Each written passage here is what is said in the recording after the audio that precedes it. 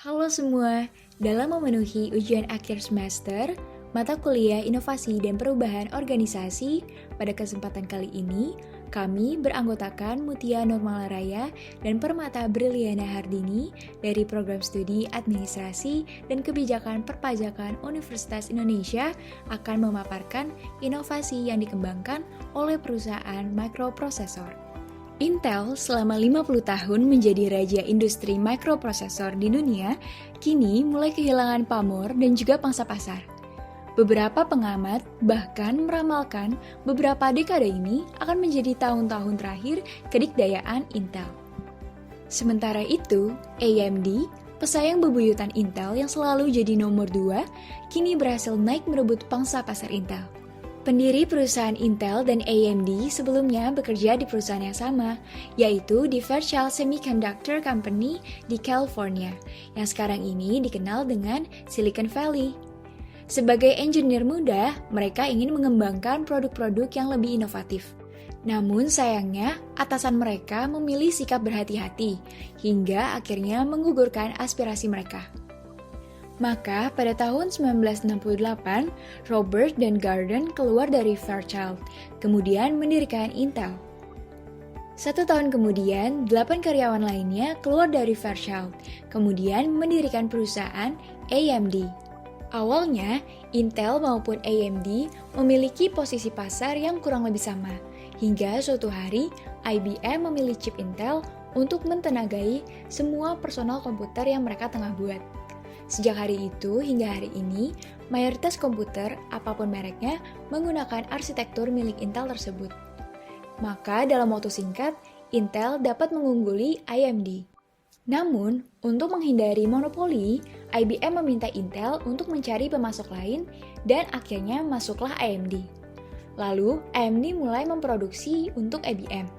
Intel yang terancam tidak ingin pangsa pasarnya tergerus oleh AMD.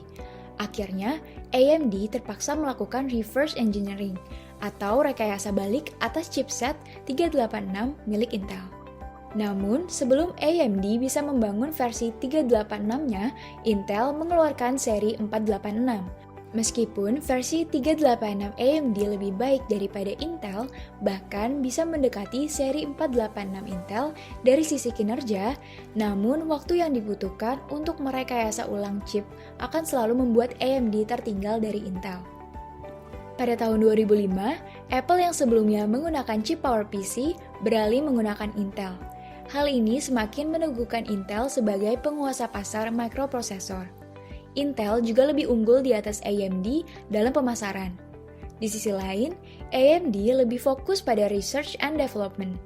Pada tahun 2007, AMD meluncurkan prosesor dual-core yang pertama bernama AMD Athlon X2. Namun, AMD tidak memasarkannya dengan baik. 1 tahun kemudian, muncullah Intel Core 2 Duo yang dipasarkan secara baik oleh Intel, dan akhirnya berhasil menguasai pasar. Namun, tanpa banyak persaingan, inovasi Intel menjadi melambat. Hampir semua penawaran baru dari Intel hanya memberikan sedikit peningkatan kinerja dari generasi ke generasi. Para engineer terbaik Intel mulai pergi meninggalkan perusahaan. Intel dipimpin oleh mereka yang tidak punya visi teknologi. Fokus mereka hanya mengambil keuntungan secepat-cepatnya dan sebanyak-banyaknya. Maka, ketika Apple datang meminta Intel untuk mendesain dan memproduksi chip untuk iPhone, mereka menolak. Karena, menurut perhitungan mereka, penawaran tersebut tidak cukup menguntungkan untuk Intel. Cara agar Intel tetap memimpin pasar di tengah situasi inovasi yang melambat, yaitu melakukan rangkaian marketing yang baik dan melakukan praktek anti-kompetitif. Selain melanggar kontrak kerjasama dengan AMD, Intel sengaja menggunakan informasi palsu untuk menghambat perkembangan AMD. Intel juga menyogok perusahaan PC untuk tidak menggunakan chip AMD dalam produk-produk mereka. Selain itu, di tahun 2010, Intel juga ketahuan memasukkan data hasil benchmark dengan menggunakan custom code yang membuat prosesor Intel seolah-olah bekerja lebih baik daripada AMD. Pada tahun 2014, Lisa diangkat sebagai CEO AMD. Fokus beliau saat itu adalah menyederhanakan perusahaan dan mempercepat perkembangan teknologi baru. Pada tahun 2017, AMD memperkenalkan prosesor Ryzen. Hal ini merupakan alternatif yang lebih terjangkau untuk CPU kelas atas dan produk yang mampu menantang chip Intel terbaik. Dari sinilah titik awal AMD dalam menggoyangkan tahta Intel sebagai produsen microprosesor pilihan pelanggan. Pada tahun yang sama, saat AMD merilis prosesor Ryzen-nya, Apple yang produk komputernya mengandalkan prosesor Intel mengeluhkan prosesor buatan Intel yang tidak bisa mengikuti peningkatan kapabilitas yang diharapkan Apple karena sering bermasalah dan juga mudah panas. Namun sayangnya, Intel terlihat tidak serius dalam menangani keluhan Apple tersebut. Akhirnya, pada tahun 2018, setelah 15 tahun kemitraan, Apple mengumumkan bahwa mereka akan meninggalkan Intel. Apple memutuskan untuk merancang chip mereka sendiri bernama Apple Silicon yang berbasis arsitektur ARM dan mengalihdayakan pembuatannya ke Taiwan Semiconductor Manufacturing Company atau TSMC. Apple merilis Apple Silicon pertama yang diberi nama M1 pada tahun 2020. Pada semua laporan benchmark menunjukkan chip M1 ini berbasis ARM lebih cepat daripada chip Intel, menghasilkan lebih sedikit panas dan menggunakan daya yang jauh lebih sedikit. Kemampuan chip M1 ini merupakan grade terendah Apple Silicon, bahkan bisa mengungguli kemampuan prosesor terbaru Intel generasi 11 yaitu Core i7. Hal ini semakin menggoyangkan Intel dari singgasananya. Pada setiap organisasi, tentu terdapat seorang pemimpin yang berperan dalam menentukan arah tumbuh kembang organisasi tersebut, termasuk memiliki peran yang penting dalam menumbuhkan inovasi. Kepemimpinan merupakan salah satu subkomponen dari komponen sumber daya kepemimpinan yang menopang dan menyokong terbentuknya inovasi, sehingga dapat membentuk organisasi yang unggul. Posisi strategis pemimpin menjadi ujung tombak yang akan menentukan nasib organisasi tersebut. Michael Hammer mengatakan bahwa, kalau kita merasa diri kita hebat, kita akan binasa. Sukses di masa lalu tidak menjamin sukses di masa depan. Formula sukses di masa lalu bisa jadi penyebab kegagalan di masa depan. Arti kutipan ini adalah, inovasi dibutuhkan dalam rangka mencari cara baru atau langkah-langkah baru untuk mencapai kesuksesan di masa depan. Hal yang dimaksud adalah inovasi. Inovasi pada setiap masa selalu dibutuhkan sebagai pembaruan dan sebagai alat tumbuh kembang bagi organisasi. Apabila inovasi tidak dilakukan dan digunakan untuk mencapai kesuksesan, maka organisasi tersebut akan sulit bertahan pada dinamisnya perubahan lingkungan, bahkan dapat mencapai tahap gagal. Maka, disinilah peran pemimpin untuk terus meningkatkan keberadaan inovasi. Jenis inovasi terbagi atas inovasi produk, inovasi layanan, inovasi proses kerja, dan inovasi pola pikir.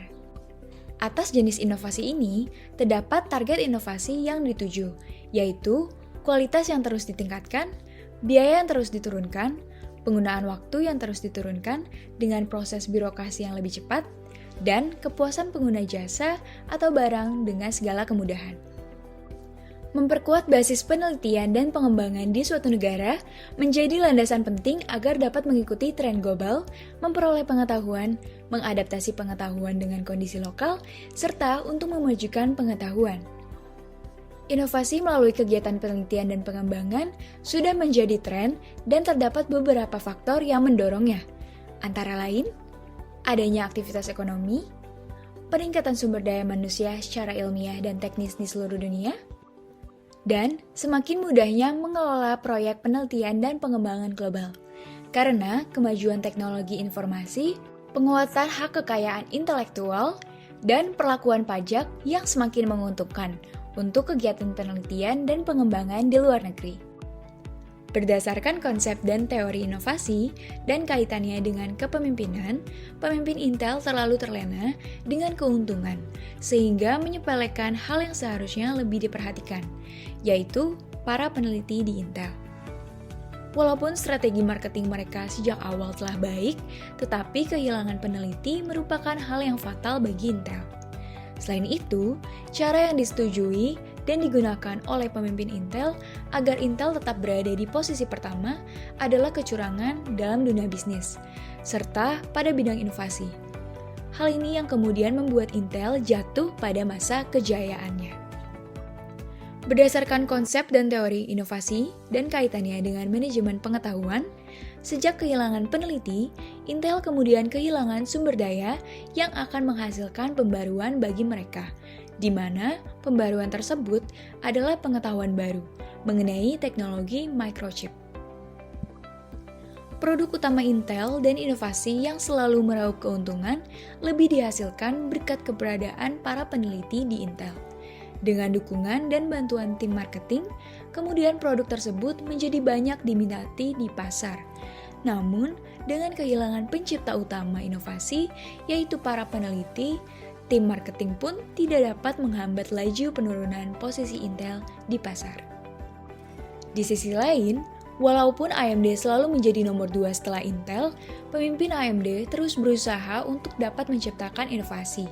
Selain itu, beliau selalu optimis dengan pencapaian para penelitinya serta tidak menyerah. Hingga pada akhirnya, AMD kemudian mengambil alih pasar Intel secara perlahan sejak Intel membuat perkara. Oleh karena itu, bagian penelitian dan pengembangan mereka terus berkembang sehingga dapat merebut pasar milik Intel. Pada perusahaan lainnya, yaitu Apple, demi menjaga kualitasnya, pemimpin Apple kemudian memutuskan untuk membuat sendiri microchipnya. Hal ini merupakan langkah yang baik, karena benar-benar mengedepankan inovasi. Pemimpin Apple menargetkan inovasi dalam bentuk peningkatan kualitas dan penurunan penggunaan waktu dalam pemakaian produknya. Hal inilah yang kemudian dijual kepada pasar dan membuat peminat Apple semakin meningkat. Setelah berakhirnya masa kerjasama Apple dan Intel dalam hal penggunaan microchip, Apple memiliki pengetahuan dalam hal microchip, sehingga Apple mengembangkan sendiri microchipnya. Untuk kembali berada pada posisi kejayaannya, Intel membutuhkan waktu dan usaha yang tidak sedikit, karena keberadaan pesaing dan bentuk inovasi yang semakin dinamis setiap harinya. Di sisi lain, pesaing yang kini semakin banyak membuat AMD terus melakukan penelitian dan pengembangan terhadap produk mereka. Selain itu, menemukan kebaruan yang belum dimiliki oleh pesaing adalah harta karun bagi AMD. Apple pun tak mau kalah atas kemajuan teknologi di setiap harinya. Hal ini mendorong Apple untuk terus berinovasi. Pada hakikatnya, perusahaan memiliki orientasi profit. Sehingga, Apple perlu belajar dari Intel atas yang telah dilalui oleh Intel akibat keinginannya untuk meraih keuntungan lebih tanpa diseimbangkan dengan inovasi mereka. Lalu, bagaimana dampak inovasi pada perusahaan? Akibat inovasi, Intel dapat meraih keuntungan sebanyak-banyaknya. Tetapi, Intel tidak dapat menyeimbangkan dengan kegiatan penelitian dan pengetahuan yang menghasilkan inovasi, dan kemudian tidak menggunakan cara yang lebih pantas untuk mendapatkan keuntungan. Hal tersebut menyebabkan para peneliti keluar dari Intel, dan Intel kehilangan pasar mereka. Oleh karena itu, Intel jatuh akibat ulahnya sendiri.